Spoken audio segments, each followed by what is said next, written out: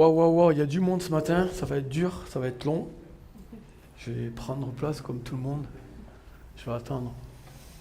Numéro 52. Ouais, c'est moi. J'ai cru que j'allais prendre toute la journée pour attendre. Alors, vous savez ce qui arrive souvent quand on arrive dans une salle d'attente, que ce soit pour prendre l'avion, que ce soit pour différentes choses, on est là. On peut afficher la première slide, s'il te plaît.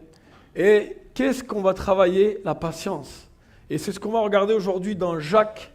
Jacques, en fait, quand on étudie son épître, on est beaucoup secoué, travaillé. Et ce qui est incroyable, c'est que moi, je vais finir. Et Jacques, sur le dernier chapitre 5, il va reprendre par le premier verset qu'il avait repris dans le chapitre 1. Il va parler simplement. Il disait déjà, pour rappel, dans le premier chapitre de Jacques, « Mes frères, regardez comme un sujet de joie complète les différentes épreuves auxquelles vous êtes exposés, sachant que l'épreuve de votre foi produit la patience. » Et là, on arrive justement au dernier chapitre. Et le dernier chapitre, de nouveau, il va insister dans Jacques 5, 7. « Soyez donc patients, frères, jusqu'à l'avènement du Seigneur. » Bon, ça nous parle, ok. Mais Jacques va aller plus loin. Il va justement mettre une image en disant, voyez le cultivateur, il attend le précieux fruit de la terre en faisant preuve de patience envers lui jusqu'à qu'il ait reçu les premières et les dernières pluies. Raphaël nous a dit tout à l'heure, c'est vrai que ça fait un moment qu'on attend l'été. Et l'été ne se profile pas trop. On a du soleil, tout d'un coup la pluie qui arrive. Et c'est vrai que c'est long. Et on se dit, mais jusqu'à quand on va patienter pour que l'été arrive? Et je me dis, c'est fou comme Jacques va utiliser justement des petites images de la vie de tous les jours pour montrer comme quoi la patience est importante. On va regarder en image. Et là, ce sont les petits semis que ma superbe femme, a plantés. Elle est passionnée par ce petit côté jardinage, main verte, et elle a une passion pour ça que j'admire parce que ce n'est pas du tout mon point fort. Par contre, on travaille en équipe. Elle sème, elle arrose, elle enlève tout, et moi je mange. Et ça, c'est un beau travail d'équipe. Et c'est vrai qu'il y a tout un travail. Alors moi, souvent, je regarde de loin, je vois ces petites graines qui poussent, donc elle pose ses semis. Ça, c'est à l'intérieur de la maison. On peut passer la deuxième? Et là, gentiment, ça commence à prendre forme. Il faut savoir que les semis, en général, il faut les préparer à l'intérieur parce qu'il ne fait pas assez chaud pour que ça aille dehors. Donc on commence gentiment, donc elle les arrose, elle les maintient au chaud avec de la lumière spéciale. Il y a tout un appareillage. On continue la troisième. Et là, gentiment, ça commence à prendre vie. Et c'est marrant parce que quand ça prend vie, il y a de l'espoir. Il y a de l'espoir de se dire qu'est-ce qui va arriver. On se hâte en même temps. On est impatient de découvrir, donc on continue. Et là, hop, ça grandit.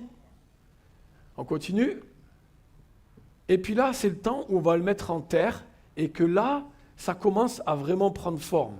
On continue. Et là, on commence à voir gentiment, donc elle a semé des courgettes, des poivrons, des tomates. On peut continuer. Et là, on voit des betteraves exactement. Merci Patrick, je suis moins connaisseur que toi. Et voilà, ça pousse. Ça prend forme. Et c'est pour ça que Jacques, au travers de cette illustration, c'est vrai qu'à l'époque, ce n'était pas trop imagé, je me suis dit, si je vous montre une image, ça va mieux vous parler. Et c'est ça qui est bien, c'est que Jacques, il va insister sur la patience. Mais la patience, pour chacun d'entre nous, c'est un véritable défi, notamment dans certains domaines. Si je prends par exemple le cas des hommes, je pense que 98% des hommes, notre patience est éprouvée dans les bouchons au volant. Et c'est là qu'on va identifier le caractère incroyable d'un homme et sa capacité à débiter des mots extraordinaires qu'on n'aurait jamais entendus auparavant. Les femmes, vous savez de quoi je parle. Et c'est là où nous-mêmes, nous devons apprendre à être patients. Mais ce n'est pas évident. Pourtant, la patience font partie des fruits de l'esprit, des 9 fruits de l'esprit dont il parle dans Galates 5, 22. Ce sont des fruits qui sont indispensables pour notre croissance avec Jésus. Et c'est vrai qu'il va remettre un terme, mais ce qui est incroyable avec Jacques, c'est qu'il ne s'arrête pas là. Il va encore appuyer de manière plus profonde. Et il va dire dans le 8, « Vous aussi, soyez patients, affermissez vos cœurs, car l'événement du Seigneur est proche. » Waouh!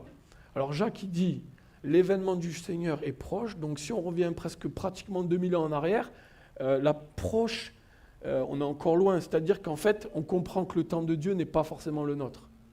Mais attention, je discutais justement avec ma femme, elle m'a fait une remarque, et elle me disait, oui, il faut être patient, mais aussi, il peut arriver que, avant que Jésus revienne, nous, on aille vers Dieu. C'est-à-dire que notre vie prenne fin. Est-ce que nous sommes prêts pour ces moments-là? Telle est la question. Est-ce que notre patience, elle a été aiguisée au temps des années, pendant des années, à travailler au travers de... Comment on aiguise notre patience souvent? C'est durant des moments qu'on n'aime pas du tout. C'est pendant l'épreuve, pendant les difficultés, pendant les tentations, pendant des choses qui vont vraiment nous bouleverser. Et c'est vrai que c'est jamais évident. Et durant cette patience, il va encore plus loin. Il va dire, ne vous plaignez pas les uns des autres, frères, afin que vous ne soyez pas jugés. Voici le juge est à la porte. En général, quand nous sommes dans l'attente, on va se plaindre. Et je vous donne un exemple. Le peuple d'Israël, pendant 40 ans, il n'a pas arrêté de se plaindre dans le désert. Et ce n'est pas parce que nous, on n'est pas juifs, on est exactement comme eux. Tous, on est impatients vis-à-vis des situations. Et se dire, moi le premier, moi j'aimerais bien que des fois les choses elles aillent plus vite. Il y a eu des moments dans ma vie, je me suis dit, mais j'en ai marre de souffrir au niveau de la douleur. J'ai connu. J'en ai marre d'attendre pendant le chômage. J'ai connu. J'en ai marre d'attendre sur des situations où je me dis, j'aimerais que ça aille plus vite. Mais Dieu sait que pendant ces moments, il est en train de te former dans la patience, dans la tranquillité. Et il y a une chose qui nous appelle à vivre pendant la patience, c'est ce qu'il dit là tellement. Il va sortir en fait, si vous voulez, la patience, la définition de la patience, c'est vertu qui consiste à endurer avec constance et résignation les vicissitudes, les malheurs, les comportements, les épreuves et les injustices. En grec, la patience, c'est makrotuméo, être d'esprit persévérant. Donc, dans la patience, on retrouve ce mot qu'on connaît un peu tous, la persévérance. Et le grec, c'est ce qu'il exprime. Ne pas perdre courage, persévérer patiemment et bravement en endurant les malheurs. Ça, c'est la version grecque. On fait waouh. Et ensuite, ce que Jacques va nous expliquer, il va nous dire, pendant que tu es patient, que tu travailles ta patience, tu vas affermir ta foi. Et affermir, la définition, en fait, c'est rendre progressivement plus ferme, plus consistant et plus stable. Pendant que tu affermis ta foi, en fait, tu t'endurcis. En gros, tu deviens un guerrier. Et des fois, ça fait peur. On se dit, mais attends, mais ouais, mais tu deviens un véritable guerrier. Parce que face à l'oppression, tu sauras comment réagir dans ces moments-là. Parce que c'est dans l'oppression que tu apprends, mais pour les prochaines étapes, pour les prochaines épreuves, tu seras encore plus fort et diras, je sais comment agir à ce moment-là. Je sais comment ma patience va être aiguisée et je sais. Et affermir, donc justement en grec, c'est stérizo, qui veut dire rendre stable, placer fermement, fixer, fortifier, renforcer, rendre ferme, rendre constant. Et tu te dis, waouh, c'est quand même puissant en fait. Soyez patient. Et c'est vrai que l'opposition à la patience, c'est l'impatience. On peut le voir dans l'histoire biblique, à un moment donné, il y en a un qui s'appelle Saül, le roi Saül a été à un moment donné, il était impatient. Alors j'avouerai que si j'avais été à sa place, je ne sais pas ce que j'aurais fait. À la vue des ennemis qui étaient présents, il a précipité en fait le sacrifice. Il a dit, je ne vais pas attendre Samuel, je vais agir seul. Samuel l'avait averti que s'il attendait, il aurait été délivré de ses ennemis. Mais il a été impatient. Comme nous pouvons l'être à des moments où c'est dur, on n'a plus envie d'attendre. Mais Dieu nous encourage toujours, persévère jusqu'au bout. Jésus est un exemple incroyable de persévérance. Il est allé jusqu'au bout de sa mission, il n'était pas obligé. Mais il est mort à la croix pour que nos péchés soient pardonnés. Il a enduré la patience de la souffrance. Là, je vais encore plus loin. Parce que être patient dans la souffrance n'a rien à voir dans la patience d'une longue queue de personnes ou à l'aéroport, mais on va quand même se plaindre. Mais quand tu patientes secrètement dans la souffrance, et là tu souffres, tu as mal, ça c'est autre chose. Là, tu es travaillé dans toute ton âme. Et c'est là où tu te dis, mais j'ai besoin de, justement, dans ces temps-là, de renforcer ma relation avec Dieu. Et de dire, Seigneur, moi, je n'y arrive pas par mes propres moyens. Mais toi, tu as les capacités de me donner, d'être fort dans ces moments-là. Et c'est vrai qu'à ce moment-là, je vais vous ressortir un mot que vous n'aimez pas trop. Mais c'est là où, où cet aspect-là, il est important. Quand on cherche à affermir sa foi, on se doit d'être discipliné, jour après jour, dans la prière, dans la lecture de la parole et dans le partage avec les autres. Ça peut être la vie d'église, ça peut être les groupes de maison, ça peut être un groupe de prière, ça peut être avec d'autres personnes avec qui je partage et je prie. Et ces trois choses-là, elles sont indispensables pour justement se dire je vais être patient, mais je veux continuer à prier, je veux m'accrocher sur tes promesses, parce que je sais qu'à un moment donné, tu vas agir. Et là, de nouveau, Jacques, il va approfondir en disant « Hé les amis, prenez mes frères pour modèle de souffrance et de patience, les prophètes qui ont parlé au nom du Seigneur. Voici, nous disons, bienheureux ceux qui ont souffert patiemment. Vous avez entendu parler de la patience de Job, et vous avez vu la fin que le Seigneur lui accorda, car le Seigneur est plein de miséricorde et de compassion. » Moi, ce qui m'a touché dans la vie de Job, je l'ai de nouveau étudié, j'ai pris du temps, je me suis dit, en fait, Job, si vous le prenez au jour d'aujourd'hui, c'est un millionnaire. Il avait des quantités de biens, il avait une super famille, il avait 7 fils, il avait 3 filles, il avait une femme, il avait tout. Et la première qualité que Dieu va sortir chez Job, il va lui dire, c'est un homme intègre, qui craint Dieu, qui se détourne du mal. C'est-à-dire qu'en fait, Dieu va afficher devant le diable et dire, regarde ce gars-là, il n'y en a aucun autre sur la terre. Et là, tu te dis, waouh! Et là, Dieu va laisser l'épreuve. Il va laisser la souffrance. Mais il va avertir le diable et lui dira, attention, tu as le droit de toucher à tout sauf à sa vie. Il met des paramètres. Pour chacun d'entre nous, Dieu va permettre certaines circonstances dans notre vie. On ne va pas comprendre toujours pourquoi. Peut-être qu'on le saura là-haut. Mais cherchons pas le pourquoi. Mais cherchons à comprendre que durant ce moment-là, Dieu veut nous apprendre quelque chose. Afin que nous soyons beaucoup plus forts et que nous soyons patients. Quand j'entends les témoignages de chrétiens qui sont persécutés dans certaines parties du monde, je me dis, purée, eux, ils sont vraiment éprouvés dans leur souffrance, dans la patience de dire, je tiens bon jusqu'au bout. Et à ce moment-là, Job, on le prend toujours en exemple sur le modèle de patience. On va revenir tout à l'heure sur Job, parce qu'il y a quelque chose d'intéressant. Pourquoi je vous dis de lire la Bible? Parce que la Bible est remplie d'exemples de personnes qui sont déjà passées avant nous dans les problèmes que nous rencontrons aujourd'hui. Et que si nous ne prenons pas le temps d'étudier la Bible, j'ai déjà posé plusieurs fois la question, qui c'est qui arrive à la lire tous les jours? Je n'ai pas besoin de savoir. Mais tous les jours, tu vas apprendre quelque chose de nouveau avec Dieu. Tous les jours, tu vas te rendre compte qu'il y a certains personnages bibliques qui traversent les mêmes problèmes que toi. Et tu vas pouvoir t'identifier et dire, mais comment en fait Dieu il les a aidés dans cette situation-là? Ah ouais, Job, il est là quand même. Il y a tout qui lui arrive. Il perd tout. Sa femme même, elle va l'encourager à dire, mais maudit Dieu. Et lui, il va dire que l'Éternel a donné, l'Éternel a repris, que son nom soit béni. Mais même moi, je me dis, est-ce que je serais arrivé à dire ça? Alors que j'étais dans un confort total.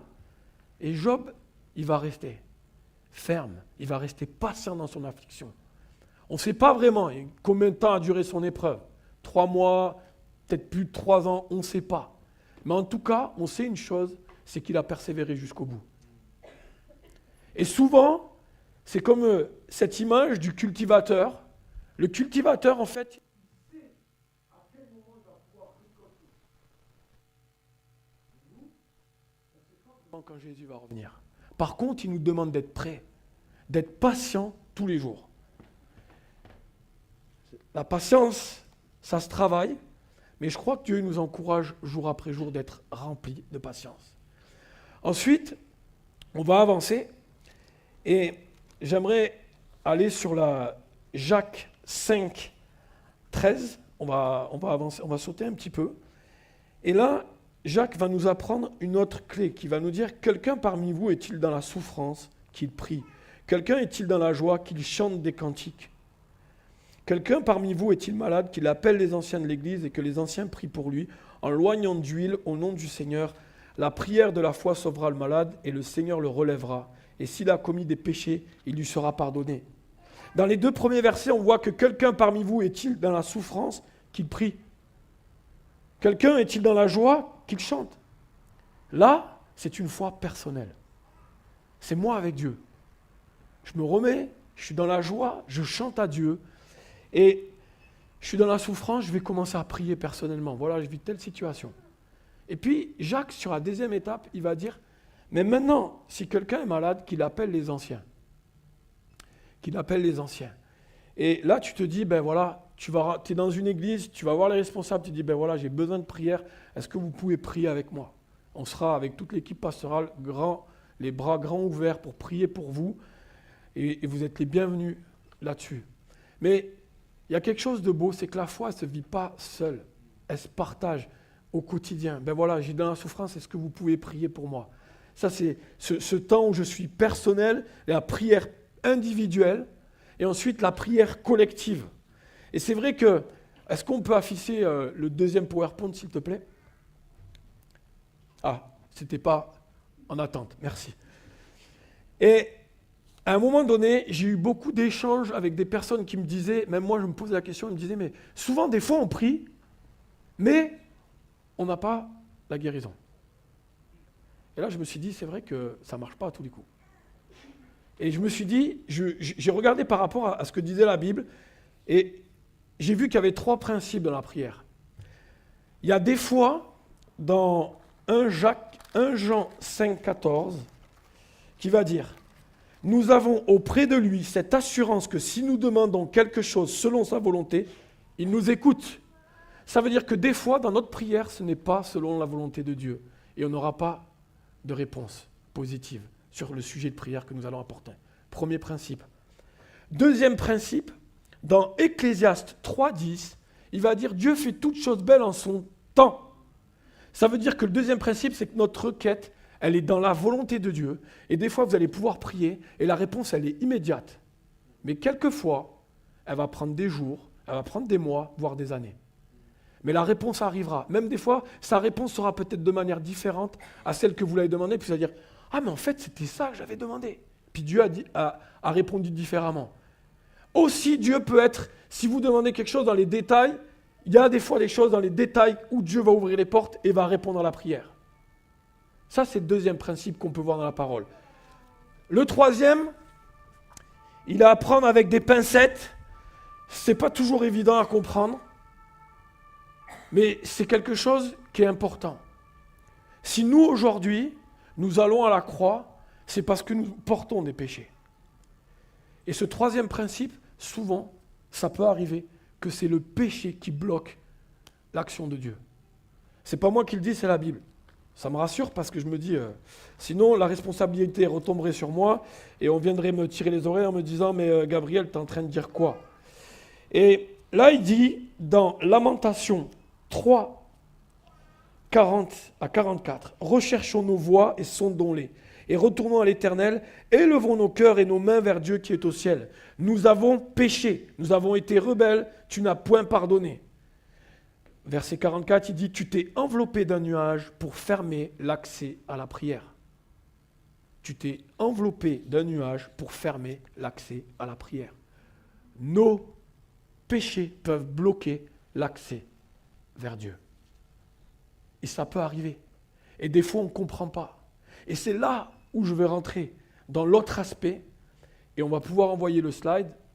On va rentrer dans Jacques qui dit justement, Jacques, il va plus loin. Il va dire, confessez donc vos péchés les uns aux autres et priez les uns pour les autres afin que vous soyez guéris. La prière agissant du juste a une grande efficacité. À l'époque, c'était important. Mais Jacques, il va plus loin. Il n'y a pas forcément besoin d'aller voir les responsables de l'Église. Tu peux avoir des personnes en qui tu as confiance et dire, voilà, je vis tel moment, je vis telle chose et j'ai besoin qu'on prie pour ce sujet-là. On peut envoyer la deuxième slide. Confier sa vie à Jésus-Christ, c'est un acte de foi qui s'exprime par la prière. Prier, c'est tout simplement parler à Dieu.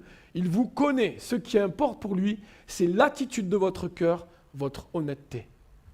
Quelle est la qualité de notre relation que nous avons avec Dieu? On peut envoyer la deuxième, le troisième.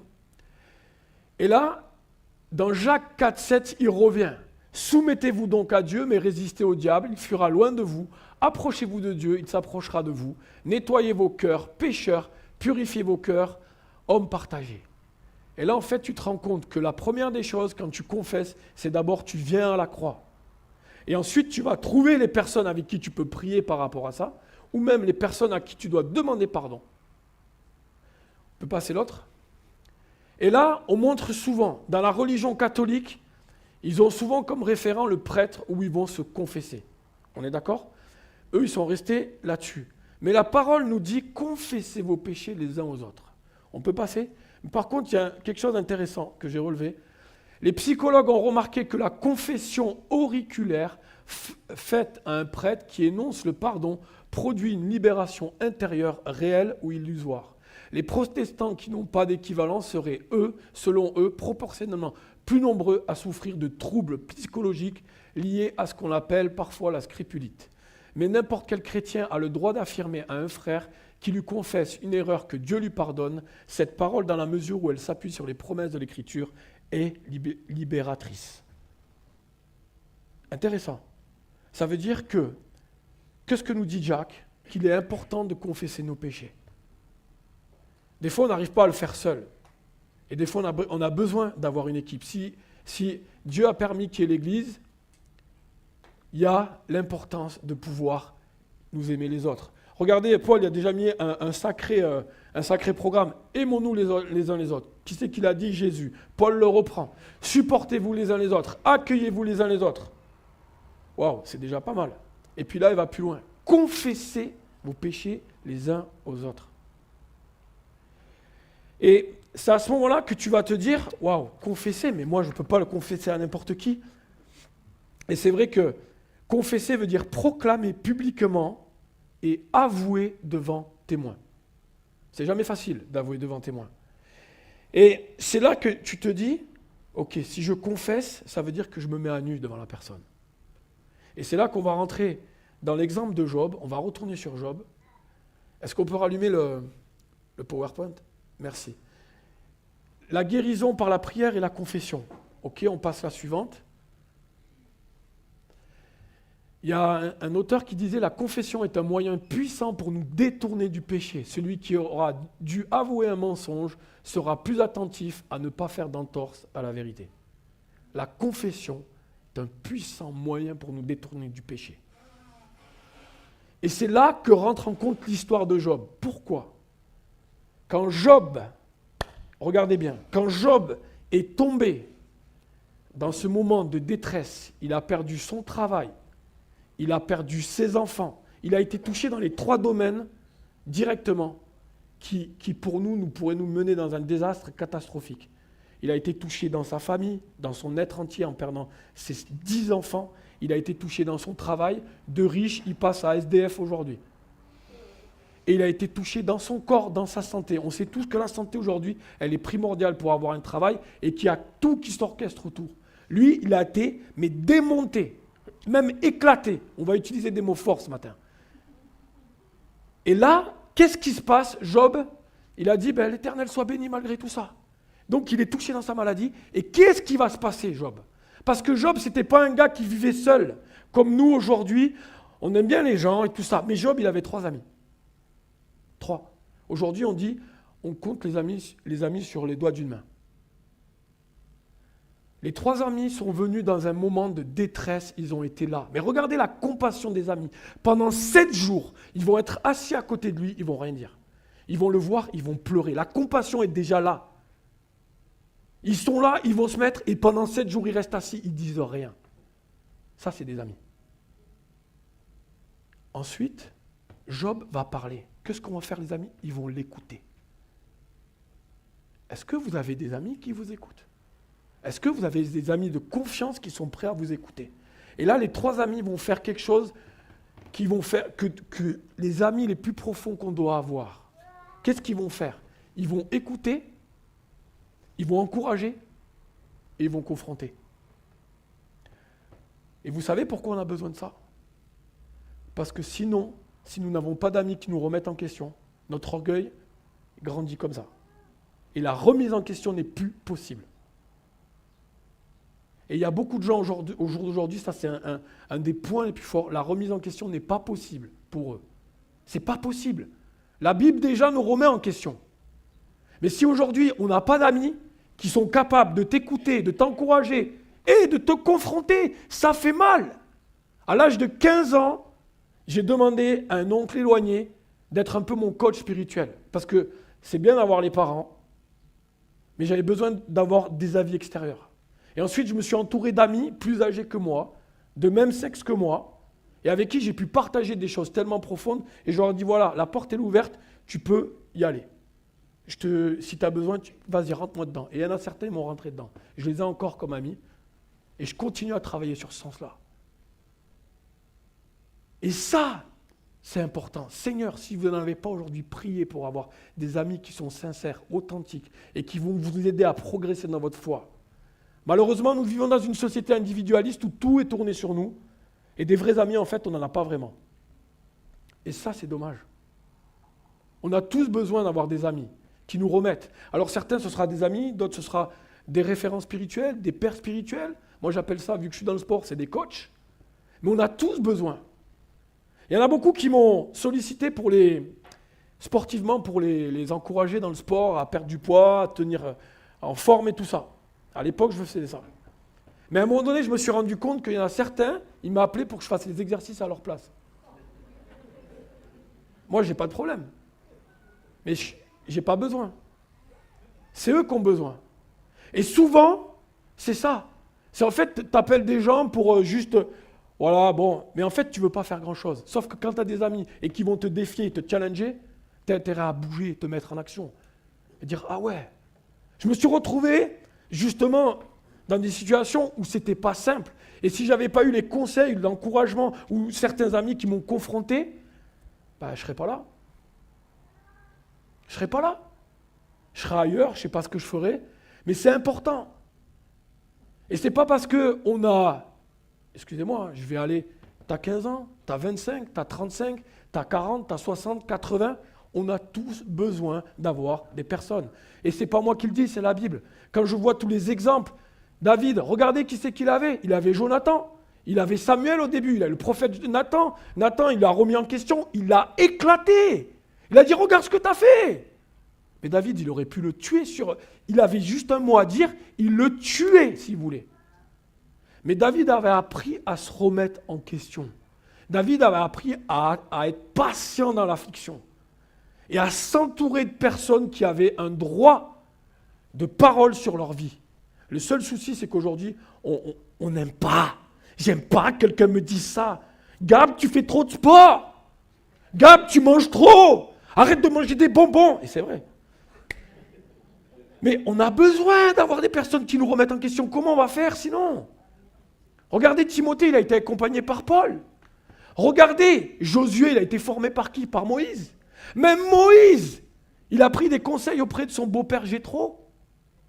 Il y a plein d'exemples bibliques qui nous le montrent, que nous ne pouvons pas vivre seuls, qu'on a besoin d'amis qui nous remettent en question.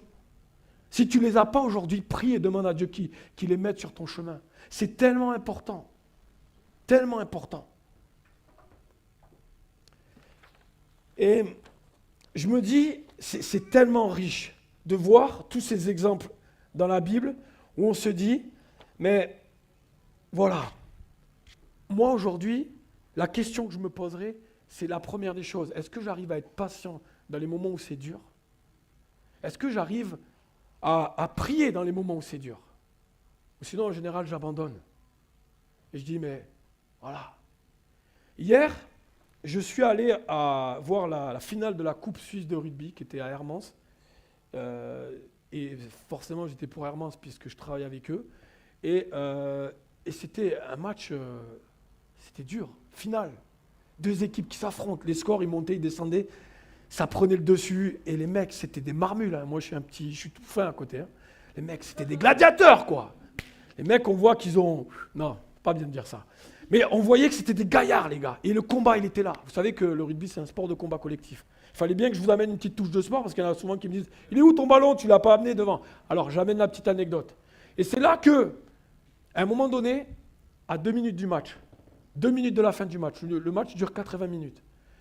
Et là, Hermance perdait 14 contre 16 pour Yverdon. Et là, j'étais que le président était à côté et tout. Et on discutait, je dis « Mais t'inquiète, c'est pas encore fini. Ouais, mais t'as vu là ?» L'arbitre, il siffle, paf, pénalité pour Hermance. Et là, tout joue sur quelqu'un qui va prendre un ballon qui est posé, qui va tirer entre les poteaux. Si ça ne passe pas, il n'y a pas de point. Mais si, c'est chaud parce qu'il y a tout le public là. Il y avait entre 500 et 1000 personnes. Et puis là, le gars, il se prépare. Et il y a un silence. Il faut savoir que pendant 80 minutes, ils ont combattu ensemble. Ils ont combattu ensemble. Ils ne sont pas restés là à patienter. Ils ont été en action. Ils étaient ensemble. Ils ont persévéré jusqu'à la fin. Et au moment donné, bam, ils tirent. On regarde, il passe pas. Des fois, c'est pas évident. Il passe. Et Hermance gagne d'un point. D'un point. Ils sont passés devant 17-16. Et là, tout le public, c'était incroyable. Mais tout ça, ils ont persévéré ensemble. Et nous, on est une église. Et je partageais hier avec Alex, je dis, mais tu ne trouves pas quand même que dans le rugby, il y a quand même tellement de points communs entre l'église et une équipe de rugby. Alors, je lui ai montré les points. Et puis, et là, c'était la fête. On a persévéré ensemble. Et on doit apprendre à persévérer ensemble, à prier les uns pour les autres. Et à dire, ben moi, j'ai tel sujet, j'ai envie que tu pries pour moi. Ou à un moment donné, tu dois aller voir une personne et dire, est-ce que tu pourrais être la personne qui me challenge un peu là? J'en ai besoin. Dans l'église, il y a des super personnes. Et je vais finir par cette dernière histoire, et après je vous laisse tranquille. Mais il y en a une qui m'a beaucoup touché entre la patience et la prière. Excuse-moi, même s'il ne m'a pas donné l'autorisation, j'en parle quand même. Mais il y en a un qui m'a touché, c'est Aimable. Et Aimable, depuis l'année dernière, il m'impressionne. Aimable, il est en train de passer un bachelor qui n'est pas simple en tant qu'ingénieur. Et l'année dernière, il y a eu une injustice par rapport à son diplôme. Il aurait dû l'avoir et il ne l'a pas eu. Et on a beaucoup prié ensemble et je vois Aimable que malgré tout, il s'est dit je continue cette année. Ça veut dire qu'il est de nouveau obligé de refaire un projet, de passer devant un public et il n'a pas lâché. Il a persévéré, il a été patient pendant l'épreuve. Et moi j'ai dit à Aimable, dès que tu as le papier, on va au resto, on va fêter ça. Et je me dis, Aimable en ce moment il enchaîne parce qu'il doit préparer tout le projet pour le Rwanda. Il a le travail dans l'église. La semaine dernière, il a pris cher avec sa famille, plusieurs malades. Et il était là avec le sourire. Il était là le mercredi matin en train de prier avec nous, comme si rien n'était. Aimable, il a appris la patience durant ce temps-là. Il a appris bien avant dans beaucoup d'autres situations. Mais Aimable, là, le 27, là, il va devoir rendre son projet et après, il va devoir repasser devant le public. Et moi, je crois en lui. Et c'est là où tu te dis, c'est l'épreuve qui te façonne. Et lui, il lâche rien. Aimable, c'est un lâche rien. Et moi, je l'admire sur ce côté-là. Il a cette force de dire, ben, on va jusqu'au bout, je vais avoir mon diplôme. Il m'a partagé qu'il y avait des moments, tu as envie de lâcher, tu en as marre. Tu te dis pourquoi? C'est pas juste, c'est injuste. Mais Dieu va lui faire justice. Et il y a ces moments-là où on passe tous par des moments qui sont compliqués. Et je me dis, il y a des hommes et des femmes ici, quand j'entends les divers témoignages, je me dis, on a une richesse de témoignages qui font que on a vu Dieu agir dans nos vies. Mais pas de manière seule, mais aussi de manière collective. Le mercredi matin, quand on prie pour chacun d'entre vous. Pour tel et tel sujet. On connaît certains sujets de notre. Et on prie pour vous. Il y a une église qui est derrière. Là, vous voyez, Catherine et Christian, ils sont envoyés en mission. On prie pour eux. La famille Laurentin vient un drame. On prie pour eux. On est avec eux. Et c'est ça, une église. On est ensemble. On se tient les mains ensemble, les mains les uns et les autres. Viens, je vais prier pour toi. Ok, tu as un péché à confesser. Vas-y, on prie. Même si c'est quelque chose de dur ou toi, on va prier pour toi et je veux t'aimer. Maintenant, on va passer, je vous ai parlé de la théorie, on va passer à la mise en pratique. Vous allez faire des groupes de 3-4 et juste partager un sujet peut-être qui vous tient à cœur et prier les uns pour les autres.